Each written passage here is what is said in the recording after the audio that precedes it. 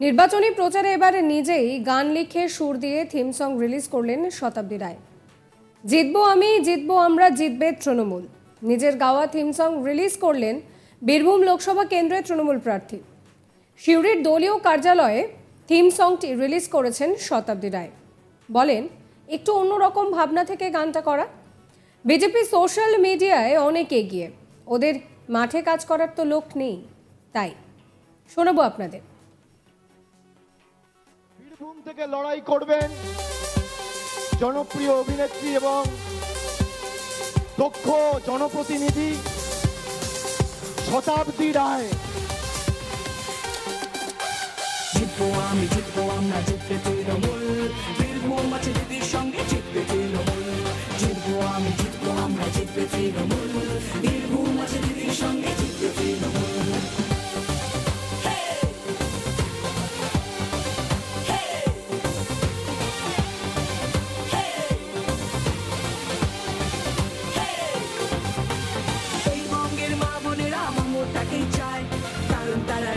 আছে মমতার ভাষায়, এই বঙ্গের মা বোনেরা মমতাকে চায়, কারণ তারা সুখে আছে মমতার ভাষায়। জিতবো আমি, জিতবো আমরা, জিতবে তৃণমূল।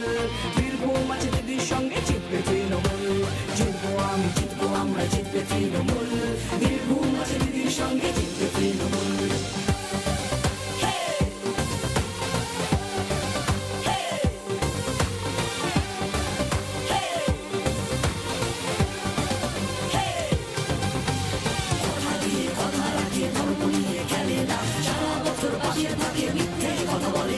আগামী দিনেও পাশে থাকবো, এটাই শপথ আমার। তোমাদেরকে ভালো রাখবো, এটাই অঙ্গীকার। জিতবো আমি, জিতবো আমরা, জিতবে তৃণমূল। বীরভূম আছে দিদির সঙ্গে, জিতবে তৃণমূল। জিতবো আমি, জিতবো আমরা, জিতবে তৃণমূল। বীরভূম আছে দিদির সঙ্গে, জিতবে তৃণমূল।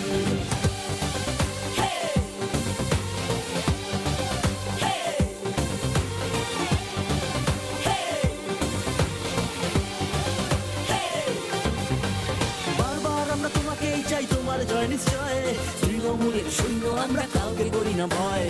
বীরভূমের এই মানুষেরা ভালোবাসে তোমায়, আমিও আজ পরিপূর্ণ তাদের ভালোবাসায়। জিতবো আমি, জিতবো আমরা, জিতবে তৃণমূল। বীরভূম আছে দিদির সঙ্গে, জিতবে তৃণমূল। জিতবো আমি, জিতবো আমরা, জিতবে তৃণমূল। বীরভূম আছে দিদির সঙ্গে, জিতবে তৃণমূল।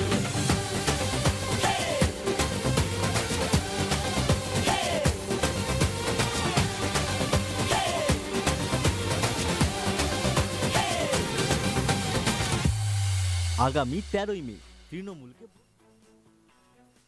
বীরভূম লোকসভা কেন্দ্রের 3বারের সাংসদ শতাব্দী রায় চতুর্থবার তৃণমূল কংগ্রেসের টিকিটে এই লোকসভা থেকে লড়ছেন তিনি। তার প্রতিদ্বন্দ্বী হলেন বিজেপি প্রার্থী প্রাক্তন পুলিশ কর্তা আইপিএস দেবাশিস ধর, এবং অন্যদিকে তার আরেক প্রতিদ্বন্দ্বী হচ্ছেন মিল্টন রশিদ। তাই প্রচারে অভিনবত্ব আনতে এবার থিম সং রিলিজ করলেন অভিনেত্রী শতাব্দী রায়। দলীয় নেতা কর্মীদের নিয়ে নিজের লেখা স্ক্রিপ্টে নিজেই অভিনয় করেছেন এবং নিজেই গান গেয়েছেন। 2 মিনিট 35 সেকেন্ডের ভিডিওতে দেখা যাচ্ছে দলের সর্বভারতীয় সম্পাদক অভিষেক বন্দ্যোপাধ্যায় তথা প্রার্থী তালিকায় শতাব্দী রায়ের নাম ঘোষণা করছেন তিনি, এবং তারপর মমতা বন্দ্যোপাধ্যায়ের বিভিন্ন ছবি। জিতবো আমি, জিতবো আমরা, জিতবে তৃণমূল, এই থিম সং ইতিমধ্যেই ছড়িয়ে দেওয়া হয়েছে দলের বিভিন্ন হোয়াটসঅ্যাপ গ্রুপ থেকে শুরু করে সোশ্যাল নেটওয়ার্কিং সাইটে। থিম সং রিলিজের পর শতাব্দী বলছেন যে একটু অন্য ভাবনা থেকে করা এটি।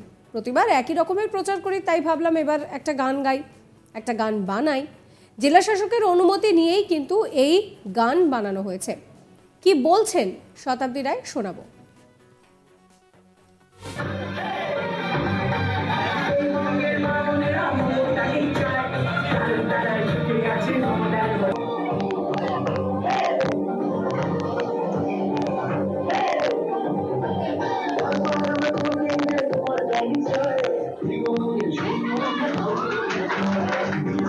জেনারেশন পাল্টা যাচ্ছে। আগে এত হোয়াটসঅ্যাপ, এত সোশ্যাল মিডিয়া অ্যাক্টিভ ছিল না। তো যদি আগে তুমি গরুর গাড়িতে চড়তে, তারপর তোমার প্লেনের টাইম এসছে, তোমার স্কুটির টাইম এসছে সাইকেলের বদলে, তো সময়ের সঙ্গে পাল্টানোর সঙ্গে সঙ্গে তো এগুলো আপগ্রেডেশন হচ্ছে। সেরকমই একটা ফরম্যাট যেখানে আমরা গানটা করলাম।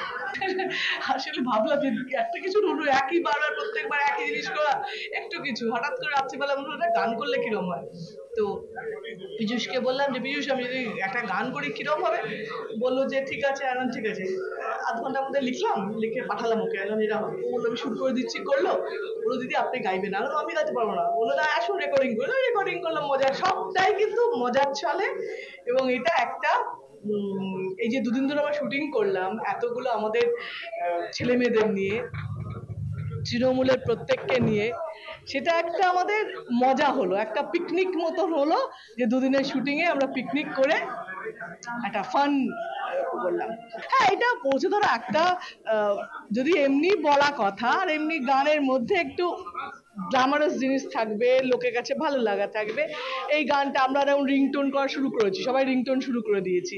তো এটা একটা মজার জায়গা, ভালো লাগা।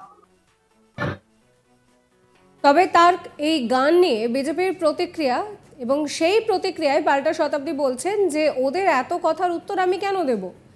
তিনি আরও বলেন যে বিজেপি সোশ্যাল মিডিয়ায় অনেক এগিয়ে, কারণ ওদের মাঠে কাজ করার লোক নেই, ফ্ল্যাগ লাগানোর লোক নেই, তাই সোশ্যাল মিডিয়ায় প্রচার করে ওরা। বিজেপিকে নিয়ে আমার কোনো মাথা ব্যথা নেই। কি বলছেন শোনাবো শতাব্দী, কি বলছেন আপনাদের। না, ওরা বললো গান কেন করে, সবেতেই যদি বলে কেন করেছে, এত কেন উত্তর কেন আমি কাউকে দেবো ভাই।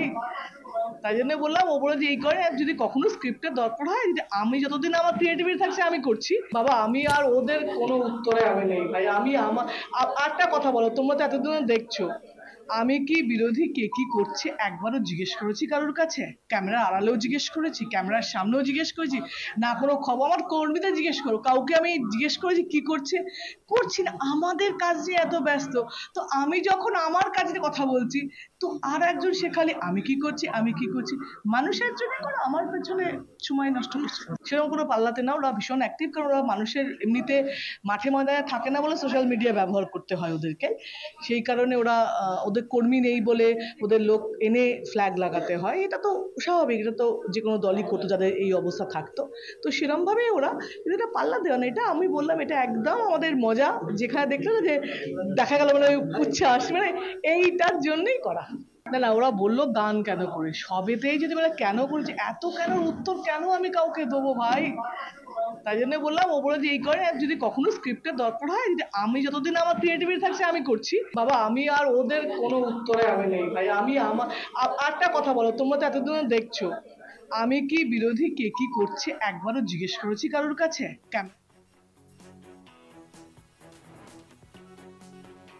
সাবস্ক্রাইব করবেন আজ তাক বাংলার ইউটিউব চ্যানেলকে, ফলো করবেন হোয়াটসঅ্যাপ চ্যানেলও।